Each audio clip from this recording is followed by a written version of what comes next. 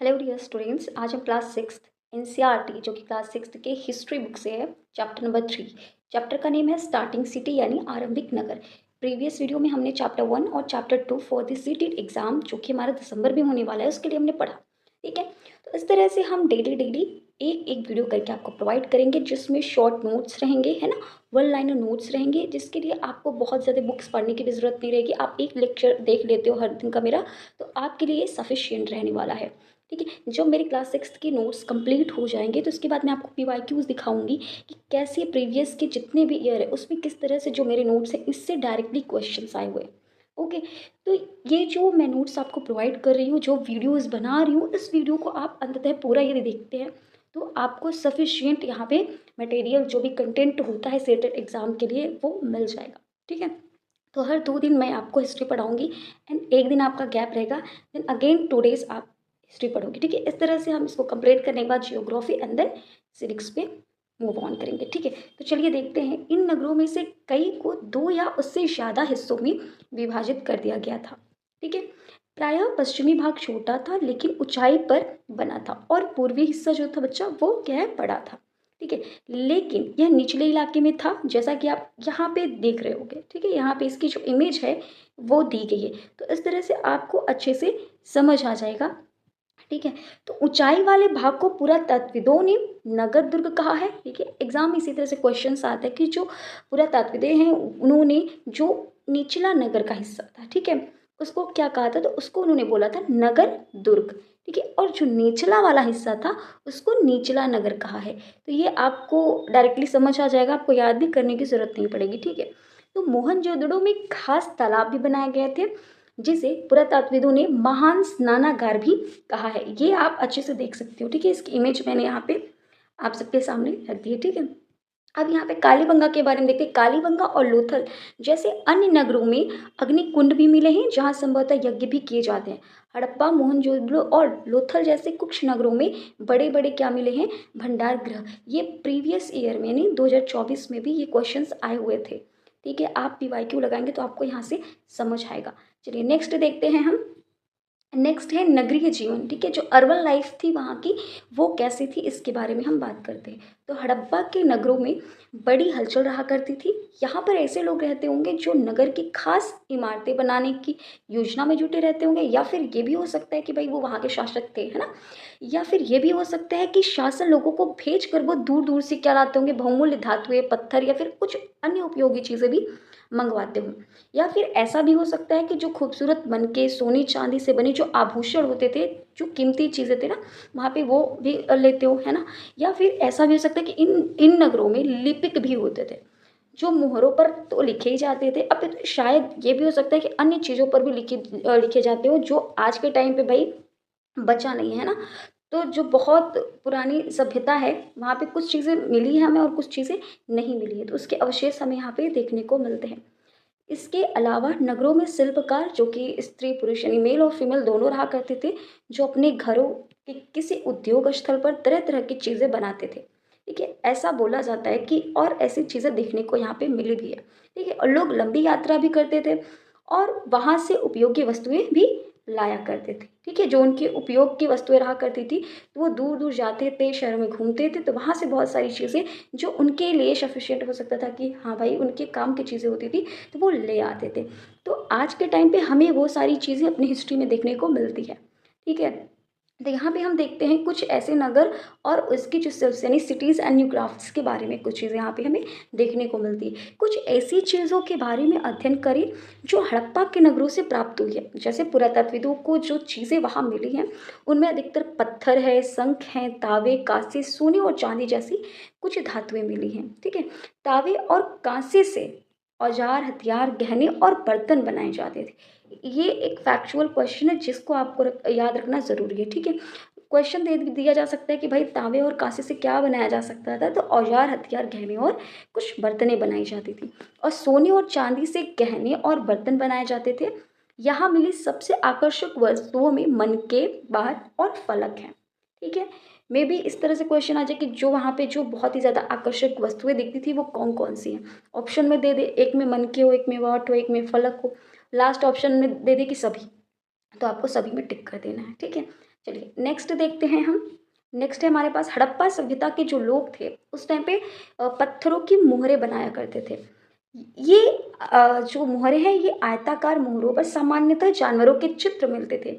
यहाँ पे आप देखिए ये जो चित्र है ना, ये जो चित्र यहाँ पे आपको देखने को मिल रही है, ठीक है।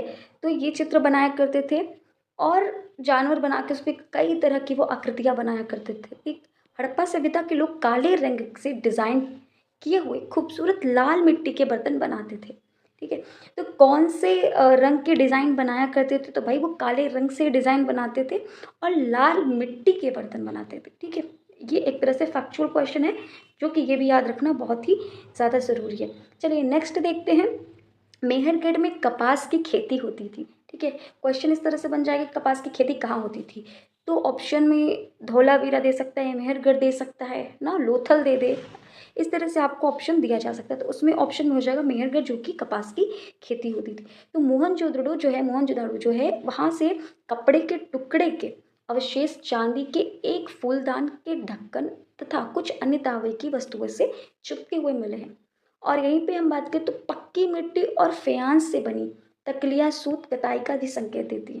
तो यहाँ से ये अगर पूछा जाए कि तकलिया सूत की कताई किस चीज़ से बनी थी, है ना, या फिर इस तरह से पूछ लिया जाए कि पक्की मिट्टी या फेयांस से जो बनी तकलिया था वो किस चीज़ का संकेत करती थी, इस तरह से आपके क्वेश्चंस बन सकते हैं, ठीक है। तो मूर्ति का जो चेहरा होता था ये कितने आकर्षक ढंग से बनाया गया है, यहाँ पे आप देख सकते हो, ठीक है।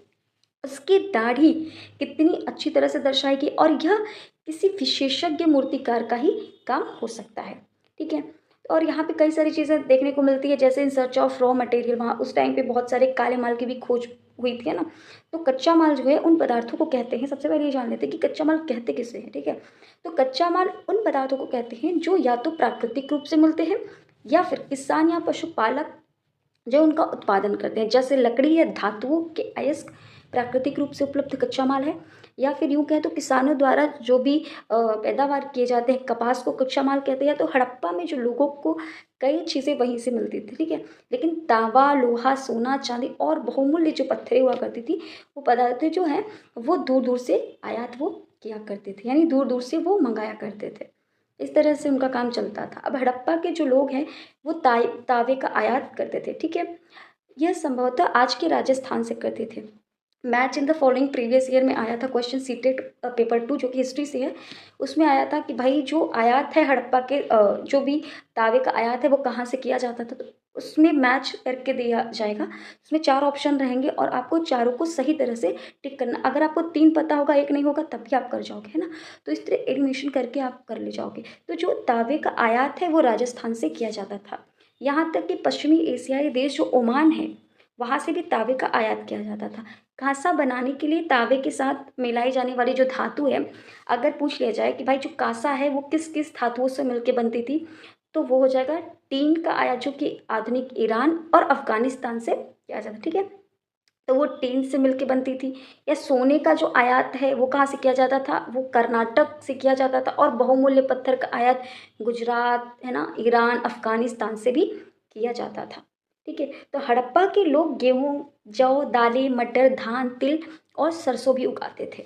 इस तरह से ये क्वेश्चन आ सकता है, हो सकता है 2 या 3, इतना ज़्यादा भी फैक्चुअल क्वेश्चन नहीं पूछेगा, इसको इनडायरेक्ट वे में पूछेगा, ठीक है। तो आपको इसको अच्छे से तैयार करना है ताकि इनडायरेक्टली पूछा जाए क्वेश्चन तो भी याद रहे। और हड़प्पा के जो लोग हैं वो गाय, भैंस, भेड़ है, बकरियां, इन सभी को भी पाला करते थे।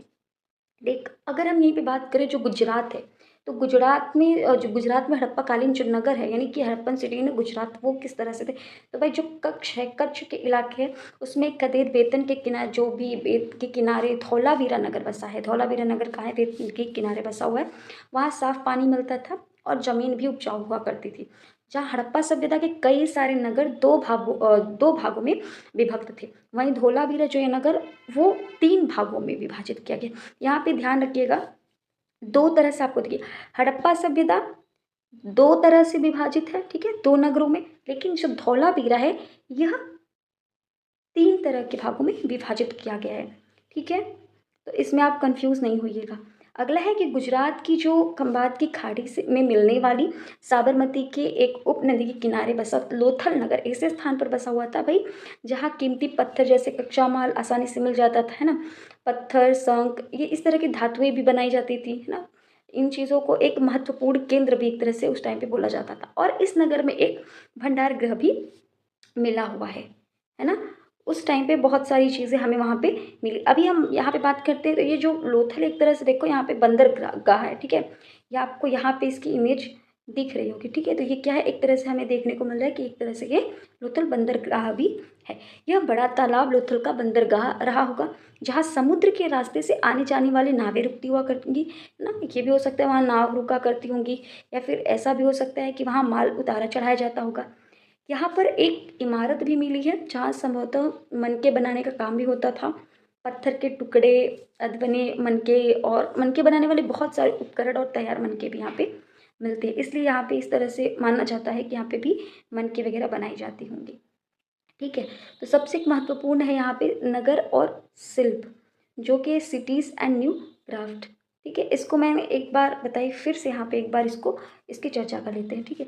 तो कुछ ऐसी चीज़ों के बारे में अध्ययन करें जो हड़प्पा के नगरों से प्राप्त हुई है। जैसे कि पुरातात्विदों को जो चीज़ें वहाँ मिली हैं, उनमें अधिकतर पत्थर, शंख, तावे, कांसे, सोने, चांदी जैसी बहुत सारे धातुएं वहाँ पे मिली। और तावे और कांसे से औजार, हथियार, गहने और बर्तन बनाए जाते थे। वहीं पे सोना और चांदी से गहने, है ना, और बर्तनें भी बनाई जाती। और यहाँ पे बहुत सारे आकर्षक जो वस्तुएं वो भी मिला करती थी ना, मन के बाट और फलक भी वहाँ पे मिला करती थी, ठीक है। अगर यहीं पे हम बात करें तो हड़प्पा सभ्यता के लोग पत्थर की मुहर भी बनाते थे। और इन आयताकार मुहरों पर सामान्यतः देखा जाता था कि जानवरों के, यहाँ पे आपको देखने को मिल रहा है कि जो जानवरों के चित्र पे भी के ऊपर भी ये बहुत सारे चित्र मिलते थे, है ना। जानवरों के चित्र भी मिलते थे।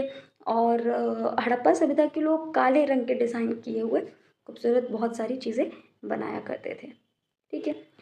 तो आज चैप्टर 3 भी कंप्लीट हुआ, यानी चैप्टर 1, चैप्टर 2 और चैप्टर 3 हिस्ट्री का हमने कंप्लीट कर लिया, ठीक है। तो नेक्स्ट वीडियो में हम मिलेंगे चैप्टर 4 के साथ, तब तक रिवीजन करिए, ठीक है। मिलते हैं नेक्स्ट वीडियो में, तब तक के थैंक यू सो मच। जय हिंद, जय भारत, वंदे मातरम।